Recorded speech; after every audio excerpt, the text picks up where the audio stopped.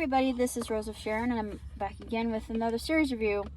I just recently watched 1899, which is brought to us by the same creator that made Dark, which is one of my absolute favorite series of all time on Netflix. And this goes with no exception to the fact that it's a complete and total mind bender, and you will be turned on your ear by the last episode. The last episode has a twist that I was not expecting at all, which for somebody as deductive and analytical as myself was rather surprising. I couldn't really believe it. It was something that completely just took me aback, literally. And I enjoyed the series. For people who aren't used to reading subtitles, it might be a little clunky, but if you understand the languages, like I knew a little bit of French, I knew a little bit of what was Portuguese, but I speak Spanish, so I got it. I mean, I got the gist of it because Portuguese is more like French, but since it has the root in Spanish, I thought, oh yeah, I get it. And some of the Japanese I actually understood. Like, how the heck do I understand Japanese when I really don't speak Japanese, honestly? But I got it because it's just conversational stuff that I've heard all the time in subtitled anime. So, I'm not going to give away what the series is about, but it will grab you and never let you go. And then it will throw you on your tuchus when you least expect it.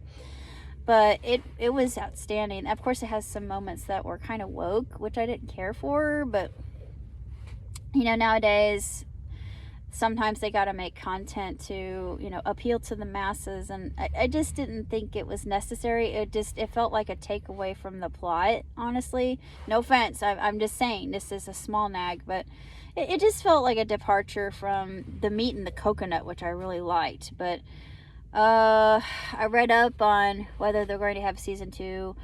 It all has to deal with Nielsen ratings on season 1. Given that I think season 1 has actually done superiorly, so more often than not we'll get a season 2. But Netflix has a really bad penchant for canceling shows within a second season. That's like, God, give it DX, off with his head, dead.